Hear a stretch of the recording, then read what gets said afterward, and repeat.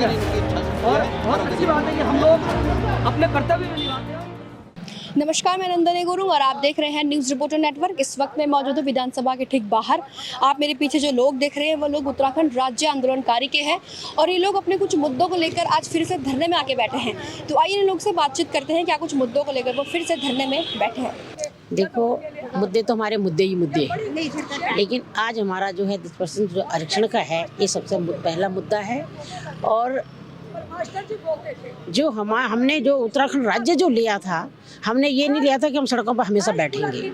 हमने एक राज्य लिया था, लेकिन जब हमारी सरकार मैं तो कहती बहरी हो गई है और वो अपने विकास की ज़्यादा सोच रही है, आंदोलनकारियों के उत्तराखंड वासियों के विषय में नहीं सोच रही है, तो आज हम उनको खाली हमारा ऐसा है कि हम एक ऐसा धरना दे रहे हैं और उनको ये एक संदेश दे रहे हैं कि हमें मतलब किस तरह से हम सड़कों पर बैठे हुए हैं, इसके लिए वो कुछ करें। क्योंकि हमारा बेरोजगार आज आत्महत्या कर रहे हैं, हमारी लड़कियां पढ़ लिख के आत्महत्या हो रही हैं, मारी जा रही हैं। और हमारा उत्तराखंड का कहीं भी हम मतलब अपने उत्तराखंड को ये नहीं सोच, जो हमने उत्तराखंड मांगा था वो उत्तराखंड हमें आज नहीं मिला।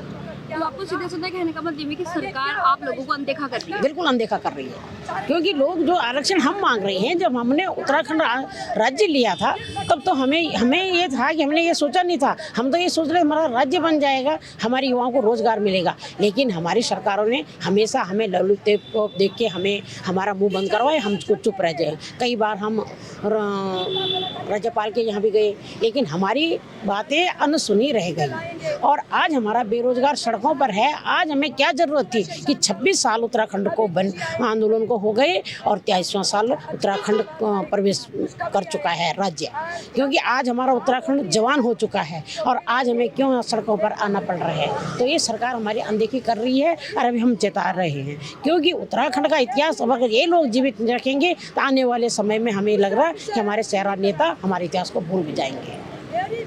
ठीक है।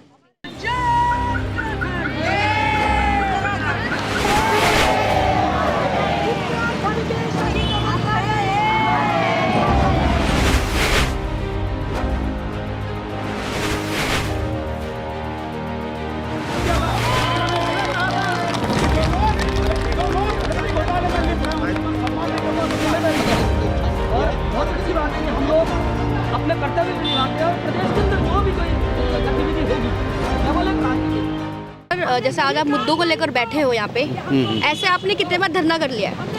नहीं, उम्र बीत गई। देखिए, जब से राज्य बना 94 से लेके अब तक हम सड़कों पे ही हैं।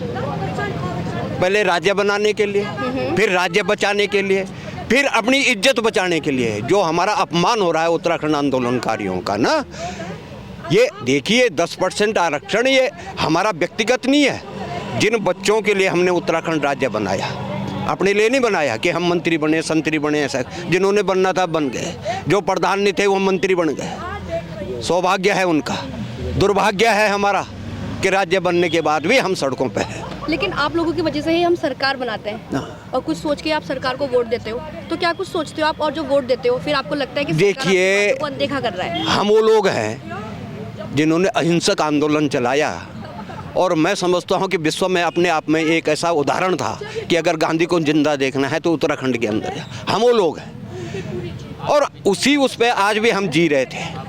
बार बार हमें जो है छला गया कि हाँ इसमें ला रहे हैं, कैबिनेट में ला रहे हैं, उसमें ला रहे हैं, और नहीं लाई तो हम ठगे गए और बार बार ठगे गए। तो अब हम लोगों का सीधा ये है कि अगर कर विधानसभा बैठती है, अगर उसमें लाते हैं तो ठीक है। ये 10% आरक्षण का जो विधेयक है, और इसमें सीधा ये है कि भारत का संविधान राज्य सरकार को ये अधिकार देता है कि अपने अधिकारों का प्रयोग करते हुए आप कर सकते हैं। अगर उनकी इच्छा शक्ति हो तो कर सकते हैं। लेकिन दुर्भाग्य यह है कि जो ब्यूरोक्रेसी यहाँ बैठी हुई है, ISPCS जो बैठा हुआ है, वो उत्तराखंड विरोधी भी है और उत्तराखंड आंदोलनकारी विरोधी भी है। मैम, जैसे आपको पता है कि आप उत्तराखंड को बने हुए पूरे 23 साल हो गए हैं, तो क्या लगता है कि आपको 23 साल तक हमारे जो उत्तराखंड है, वाकई उत्तराखंड में विकास हुआ है क्या? मुझे तो दूर दूर तक कहीं भी विकास नहीं दिखाई दे रहा। वैसे आई है सरकारें और विकास के नाम पे विकास भी हुआ है, पर विकास कौन सा हुआ है? विकास सड़कें बनी हैं, फैक्ट्रियाँ लगी हैं और यहाँ पर राजधानी बनी है तो विकास तो हुआ है, पर जो हम लोग चाहते थे वो विकास दूर दूर तक कहीं नजर नहीं आ रहा। हमारा कहना था एक तो हमारे पहाड़ का पलायन रुके और ये क्षेत्रीय आरक्षण, क्योंकि हमारे प्रदेश के बच्चों को जब 10% आरक्षण मिलेगा तो हमारे बच्चे कहीं ना कहीं लगते, कहीं ना कहीं होता, पर वो भी ये हमारी ये सरकारें निगल गई।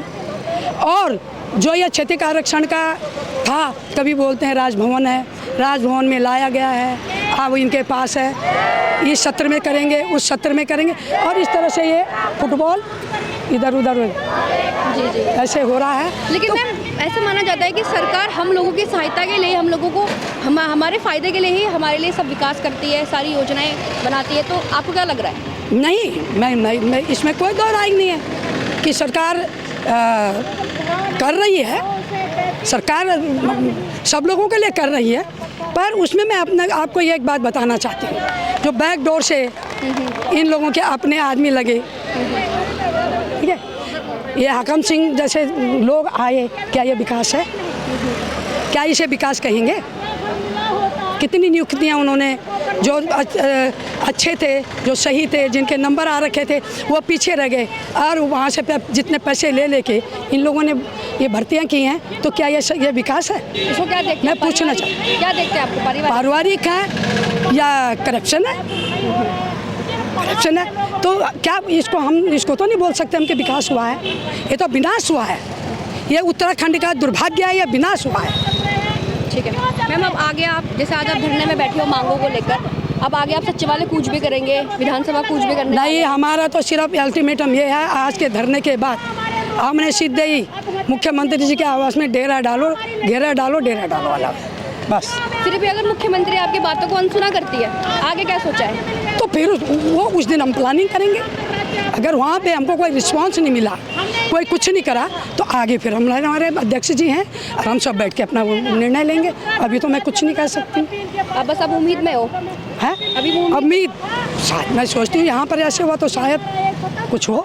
ठीक है, तो जैसे आप लोगों ने देखा कि उत्तराखंड राज्य आंदोलनकारी के जो लोग हैं उन्होंने साफ साफ सरकार को लेकर काफ़ी आक्रोश जताया है, और साथ साथ ये भी कहा है जो अचानक से उन्होंने बैकडोर भर्तियां और जो अग्निवीर भर्तियां खोली है, उसमें साफ साफ नज़र ये आ रहा है कि पारिवारिक है सब कुछ।